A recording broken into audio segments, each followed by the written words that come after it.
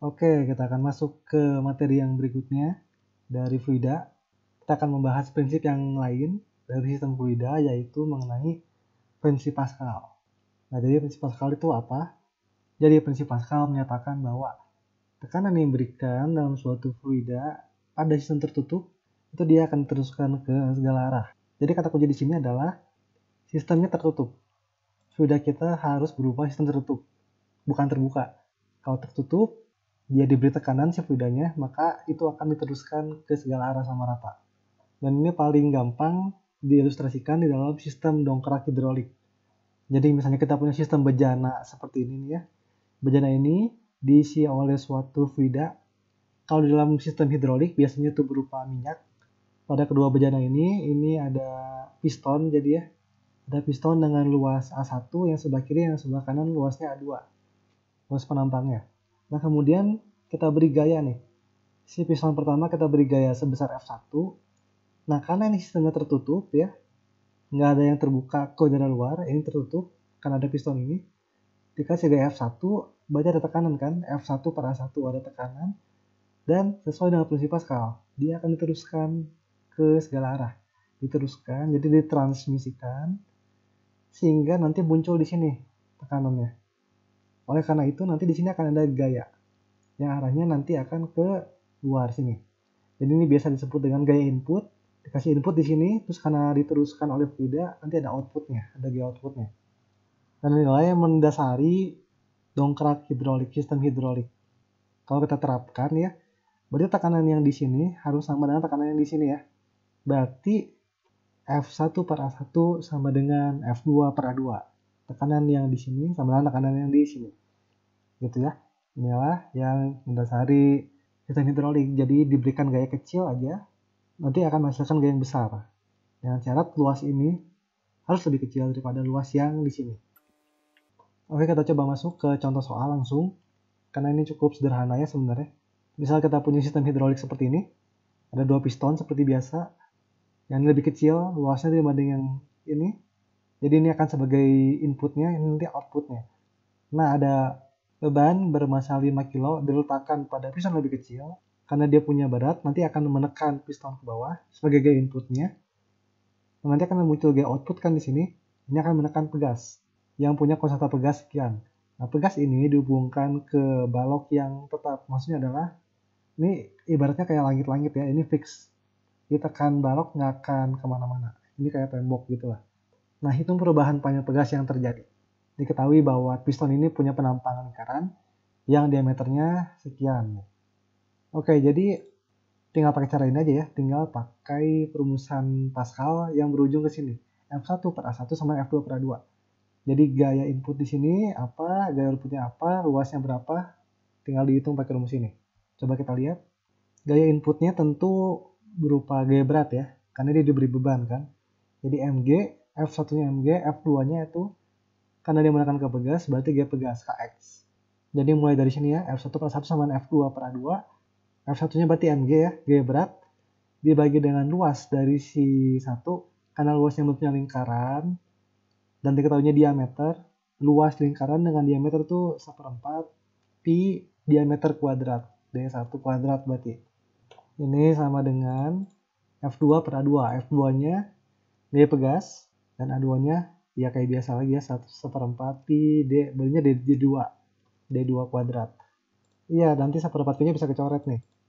Oke, karena di kiri dan kanan ada, maka dengan demikian kita bisa dapat rumusan untuk X-nya. Jadi beban panjangnya itu X sama dengan MGD2 kuadrat per KD1 kuadrat.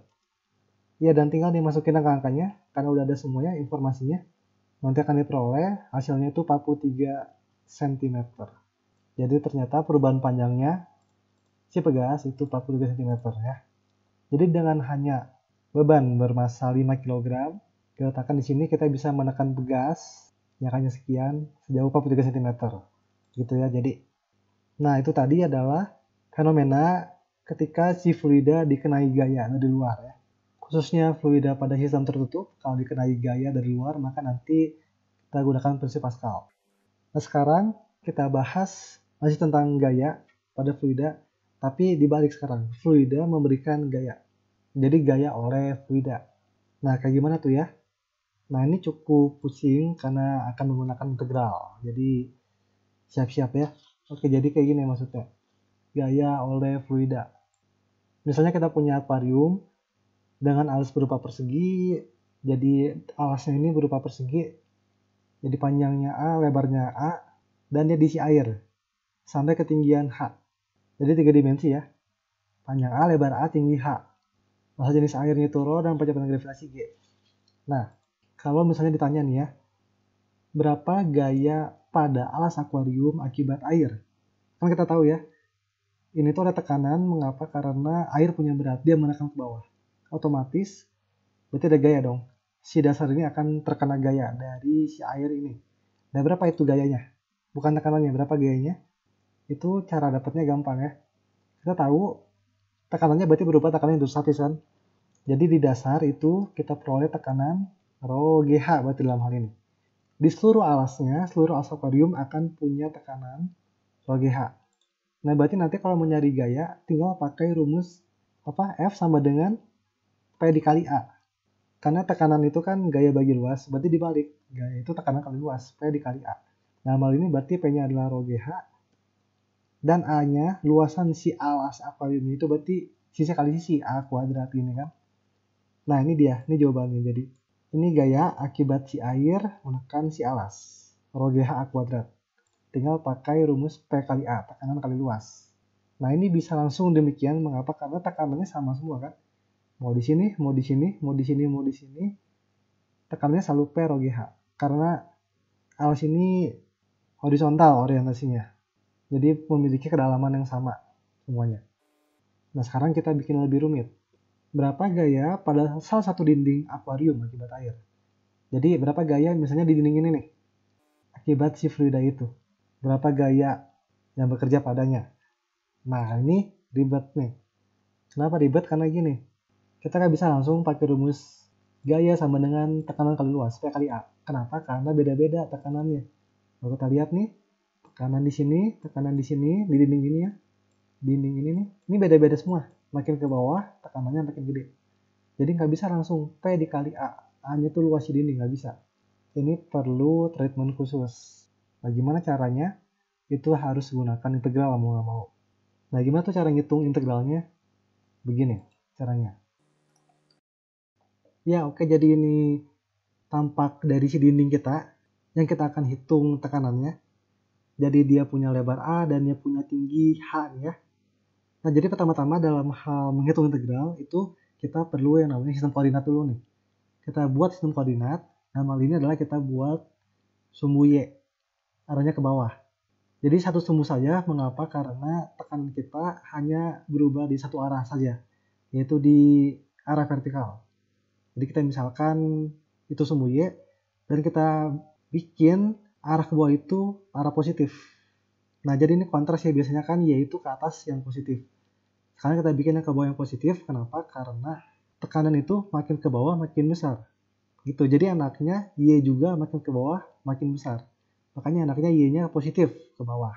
Dengan demikian permukaan ini kita beri nama Y sama dengan 0 koordinatnya. Sedangkan si dasar si akuarium itu Y sama dengan H. Positif ya. Nah, kalau udah apa? Kita tinjau elemen luas dari si dinding akuarium ini. Jadi kita tinjau elemen luas dinding yang warna abu-abu ini dengan lebar dy pada koordinat y. Ya, dari y sama dengan 0. Jadi kenapa harus bikin elemen itu? Kalau kalian ingat ketika ngitung integral ya, kita ngitung luas kurva itu kan dipartisi jadi ya. Kita bagi-bagi si luasannya kecil-kecil. Nah, sama ini juga. Jadi idenya adalah nanti kita bagi si dinding ini kecil-kecil. Bagian yang kecil ini namanya elemen luas. Oke. Jadi idenya adalah kita harus menghitung gaya pada si elemen luas ini. Sebelum kita ngitung gaya pada keseluruhan dinding ini, kita hitung dulu gaya pada si elemen kecil ini. Nah, jadi gini nanti. Kalau F itu sama dengan P kali A secara umum, maka kalau dalam hal elemen itu nanti kayak gini. dF sama dengan P kali dA. dA di sini adalah luasan si elemen abu-abu ini. P adalah tekanan pada elemen ini. Dan dF adalah gaya yang bekerja pada si elemen luas ini akibat fluida. Jadi pertama-tama kita harus cari dulu nih dF-nya berapa. Oke, kita hitung dulu dA ya. Jadi elemen luas abu-abu berarti tinggal hitung aja luas si abu-abu ini. Ya karena ini persegi panjang berarti A dikali D ya kan. A, D. Kayak gitu ya. Kemudian kita hitung P-nya kan. Jadi berapa tekanan di titik di mana elemen luas ini berada. Nah, elemen luas ini ada di kedalaman dia kan ya, dari permukaan air yang di atas. Dan kita tahu tekanan akibat si fluida itu hidrostatis, jadi rho Gy dalam hal ini ya. Karena ia menunjukkan jarak dari permukaan ke si elemennya. P-nya rho Gy, dA-nya ADY. Jadi dF itu berarti sama dengan, kalau kita rapihin ya jadinya gini. Rho Gy ADY. Ini kan ya. P kali dA. Kalau mau diubah urutannya jadi kayak gini nanti. Rho Ga Y dy. Sama aja kan. Nah ini dia, ini kita dapat ini gaya pada si elemen kecil luas ini. Idenya tuh nanti gini. Kenapa harus kita partisi elemen kecil? Rumus F sama dengan P kali A itu boleh kalau tekanannya konstan kan. Tekanannya konstan di sepanjang luasan. Nah, kalau kita punya luas sebesar ini, P-nya berubah kan. Tadi semakin ke bawah makin besar. Tapi kalau kita bikin luasnya kecil banget, jadi daya ini sangat kecil. Ini seolah-olah garis lurus. Jadi nanti P di sini, P di sini, P di sini, P di sini, P di sini itu sama semua. Seolah-olah konstan. Karena daya-nya kecil. Oh ya, karena itu kita bisa pakai langsung nih, P dikali A. Itulah kenapa kita bisa gitu langsung di sini nih ya, dF sama dengan P dikali dA. Langsung tekanan dikali luas. Gitu, karena di dalam elemen ini seolah-olah tekatannya konstan. Gitu ya. Nah kalau kita integralin tuh kenapa? Karena gini, kita ngitung luasan kecil aja kan.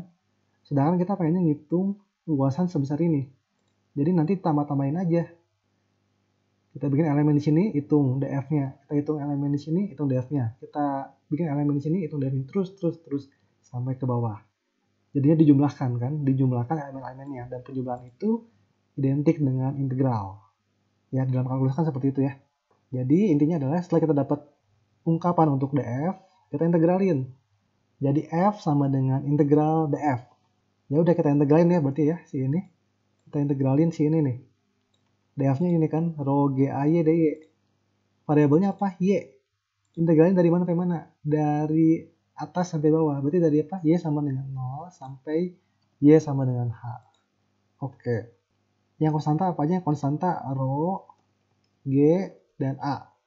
Nah, ini variabelnya adalah Y ya. Jadi integral Y dy. Ya, kita ngitungnya jadi integral Y dy. Jadinya setengah Y kuadrat. Terus dimasukkan batas-batasnya. Nanti kita akan peroleh setengah rho Ga H kuadrat. Gini. Jadi inilah gaya yang terima oleh luasan dinding ini secara keseluruhan. Gitu ya. Jadi harus pakai integral. Karena P-nya berubah terus. Makin ke bawah makin besar. Jadi nggak bisa langsung P dikali A. Harus kita partisi dan kita integralkan. Oke, kalau gitu sekian untuk pembahasan materi kali ini. Semoga nanti kalian dapat memahami cara menggunakan integral dalam penggunaan real, misalnya dalam kasus gaya akibat fluida. Kan nantinya integral ini akan sering muncul nih, di dalam fisika yang berikut-berikutnya. Oke, sampai jumpa di video yang berikutnya. Terima kasih.